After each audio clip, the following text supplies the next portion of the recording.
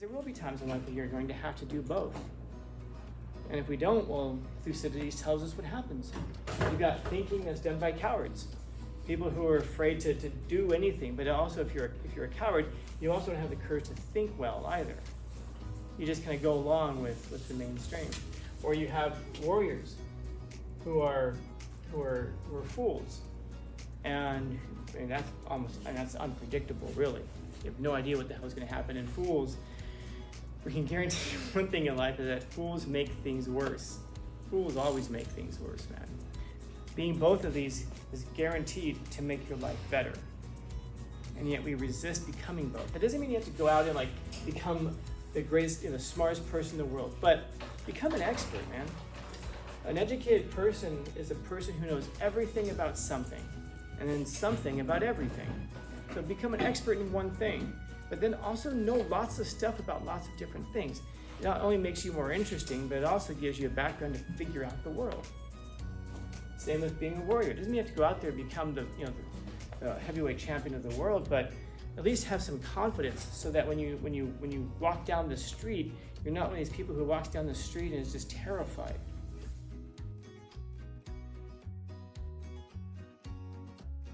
So there can be an overall strategy, but you have to be intelligent enough to figure out how you fulfill your part in that strategy. Okay. Yeah. What happens if you put an unintelligent person in an urban combat situation? They die, hopefully. That's probably the best case scenario, isn't it? Because what's the worst case scenario? They live. And then everybody else dies. everybody else dies. I don't know what's going on here. You know what? Just blow up the building. Better them than me. And then you kill a building. You blow up a building full of civilians, and why? Because they couldn't figure something out. It turns out they just couldn't open the door or something. The door clearly said push, and he was pulling. It's locked. Blow it up. That's an extreme case, of course. But what happens if you have stupid warriors? Now so for example, if you apply for the military now, you take this test, the ASVAB test. I don't know if any of you have taken the ASVAB test, but it's essentially an IQ test. If you score below a certain level, it means that you fall into the area of mental retardation, and they can't teach you to do anything. That's what it's called. I mean, they can't teach you to paint walls. They can't teach you to stuff envelopes. You score so low that there's no job in the military that they can teach you. That's what it means when they say you have failed the ASVAB. That means that there's no job that you qualify for. So you don't actually fail. I had a student who failed the ASVAB. He got so low that he couldn't be taken by any branch. It's a really funny story because he wasn't a dumb guy.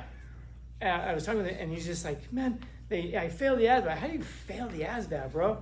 And he's like, I don't know, man. I took it, and then someone came in the room, and they were like, well, was it like a woman with a clipboard, like curly hair? Hi, how are you feeling today? Did I fail the test? Oh, don't worry about the test. It's hard, I know. How are you feeling today? Thumbs up or thumbs down? And he said that they came in and were talking to him like that. And he retook it and he scored pretty well on it. But he just did a crap job the first time. He said he was really nervous because he knew that it was an IQ test and all that, which is why you shouldn't take IQ tests as you get older. Because when you know it's measuring your intelligence, your performance is going to go down because you get nervous and you make stupid mistakes. And so, in any event, to qualify for the infantry, you can't get the lowest score. You have to have a mid to high mid-range score. And that's changed over time because it's no longer just, here's a rifle, those are the bad guys, go get them. Now you're in an urban environment. You got to figure a lot of stuff out. The equipment that they use for the infantry is high-tech stuff. You have to know how, you have to be smart enough to operate it. So now having ground soldiers is taking a lot more intelligence than it ever has in the past. And of course, you need intelligence to be a scholar. But I guess as we make these lists, you're going to notice that the lists are pretty similar. They are pretty similar. They just apply in different ways. So you have to be strong physically and mentally. And yes, it does take physical strength to do this job well. But then to be a scholar, you have to have strong energy. You have to have mentally strong as well, because especially if you're going to have new and fresh ideas, they're going to be attacked. If you say anything that's worthwhile in your life, people are going to attack it.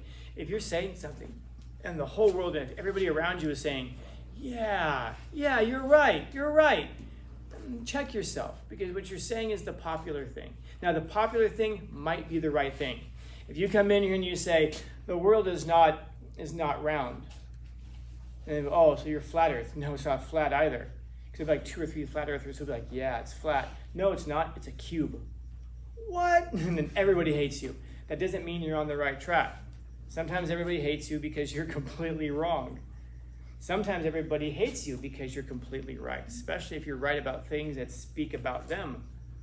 And so you have to have the strength to know, to pursue an idea wherever it leads. It might be popular.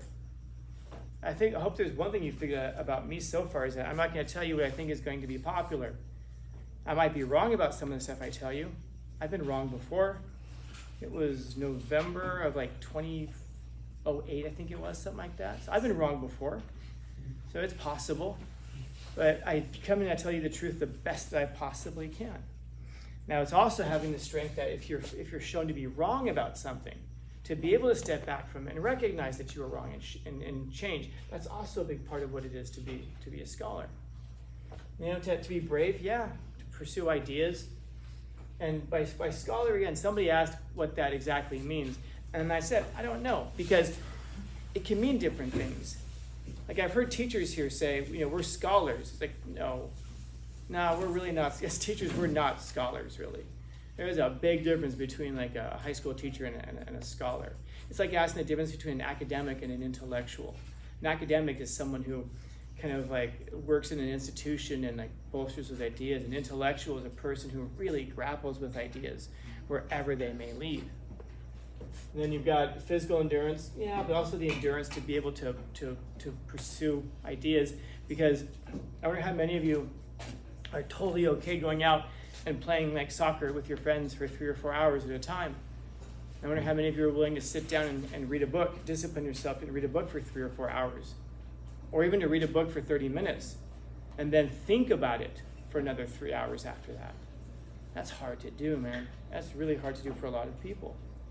And if any of you have done that kind of stuff before, you'll realize that after a day of doing like mental stuff, you're going to be almost as tired as if you did a bunch of physical stuff. Like you're physically tired from doing so much mental work.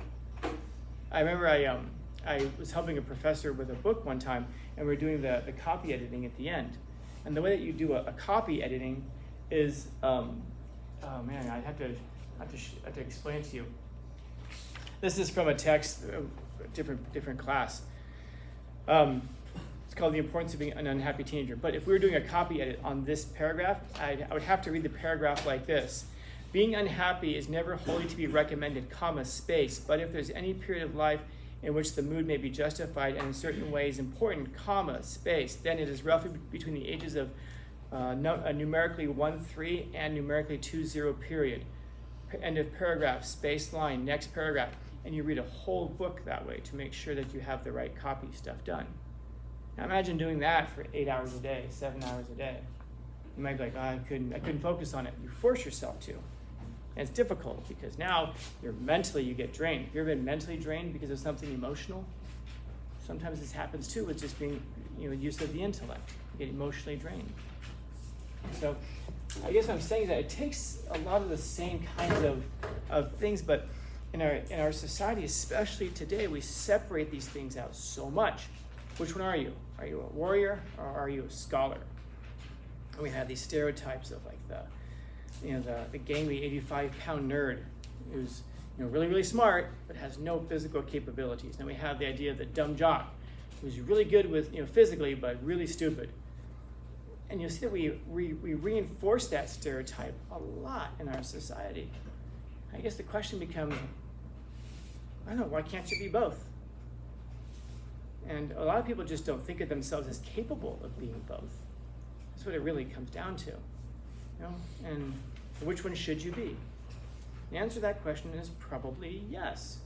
Because there will be times in your life when you're going to have to be an intellectual. Wouldn't it be great to be one rather than have to go find one? There are going to be times in your life when you're going to have to be a warrior. Wouldn't it be great to be one yourself and not have to go find one? So which of these things should you be, a warrior or a scholar? The answer is probably yes. Now, do you know anybody like that? who's a warrior and an intellect, a warrior and a scholar, they're really rare, man. They're unicorns. You don't find them very often.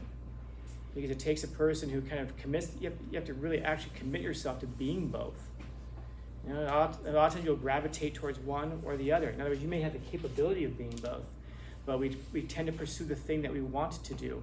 Like, oh, I'm naturally a scholar, but, so you know what, that's my aptitude, that's what I'm gonna do. I'm gonna go be a scholar. And then you neglect the other part of yourself. And there are people who say, oh no, I just like, I use my body, I like working out, so I'm gonna do that. And you ignore the intellectual part of yourself. But part of being a complete human being is forcing yourself to become all of the things that you could be, and all of the things that build you up and make you stronger. There's no doubt that becoming smarter will make you better. It'll make you better in every area of your life. It'll make you more interesting. It'll deepen your relationships with people. It'll make you a better friend. It'll make you a better worker. It's going to dramatically increase your appreciation for life and your joy in it, because you're going to notice so much more in life. You're going to understand so much more of it. You're going to be way more interesting. And there's also no doubt that being fit and being a warrior is also going to dramatically improve your life. I have a former student, I won't say too much because some of you might know who this is, messaged me a few days ago. I need to message him back actually, where he's telling me, what can I say about it? In short, he's getting these phone calls from a phone number. He doesn't know who the person is, but the person's is calling him and threatening him. He even seems to know where he works. Made a comment at one point about him working somewhere. And he doesn't know who this person is. He doesn't know what he did to make this person mad. And he was telling me that he's trying to mull over what he should do. He's saying, there's part of me that wants to message him back and say, hey, I don't know who you're trying to reach, but you've got the wrong number. I'm not so-and-so. And he said, if I do that, I feel like that makes me a pussy. But I've also thought about calling the police and telling them. He said, I don't know what they could do. He said, but then again, that occurred to me that I have to go find somebody else to protect me. And he said that's when it hit him, that he's as old as he is right now, and he has no ability in his own mind to go through the world with any sort of confidence, because he knows he's weak. He knows he's a walking victim, because he knows he can't defend himself. And he has a girlfriend who he loves very deeply, and he said it occurs to him also that if he's ever with his girlfriend and there's a problem, he can't protect her either, that they're both just sitting ducks. And it bothers him. And he just said, like, I don't know what I should do.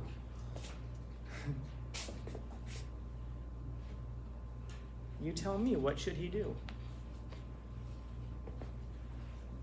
Like, you tell me, what should you do? Are there areas, or are there these areas in which you feel like you're not up to snuff? Like you couldn't defend yourself if you had to, but you also couldn't figure things out if you had to? And if so, then you almost owe it to yourself to complete yourself in these areas, in both of these areas, and become better in them. Because there will be times in life where you're going to have to do both. And if we don't, well, Thucydides tells us what happens. You've got thinking that's done by cowards. People who are afraid to do anything, but also if you're a coward, you also don't have the courage to think well either.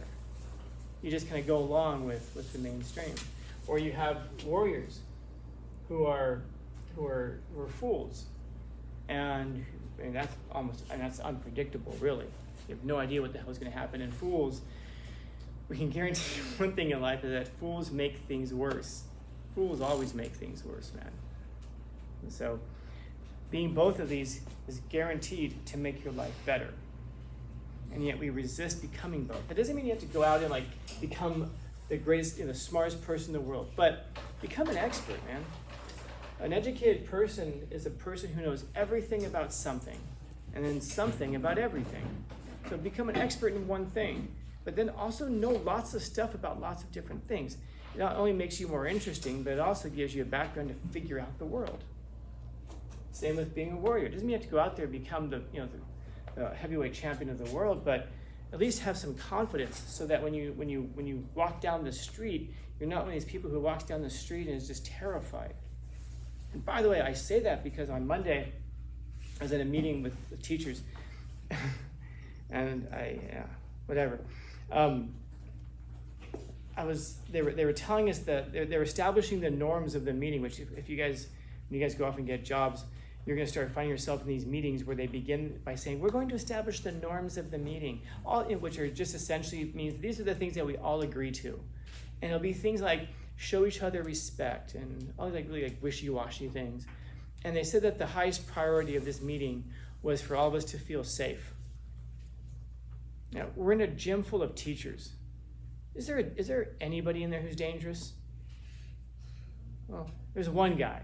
Was there anybody else in that room who's dangerous? What do we have to fear? But you have a bunch of teachers who are sitting around like, it's important for us to feel safe. It's like, really, you walk through the world afraid? And it occurred to me, looking around like, no, this room is full of people who probably should feel afraid when they walk down the street. Because all that stops them from being a victim in some way is just too many victims and not enough bad guys. Bad guys, they're too busy. You can't get to everybody at some point.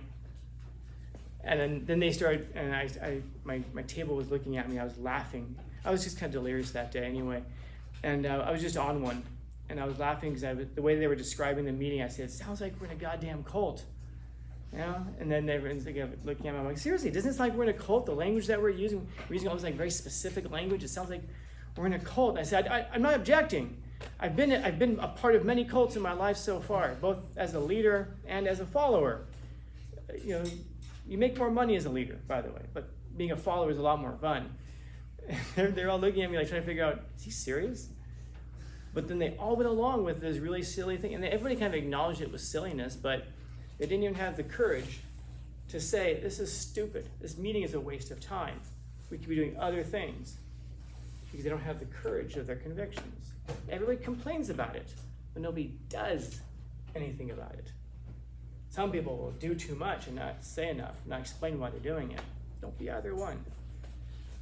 Be both. So, questions, comments, concerns, complaints, criticisms, critiques? Thought. There's always next year.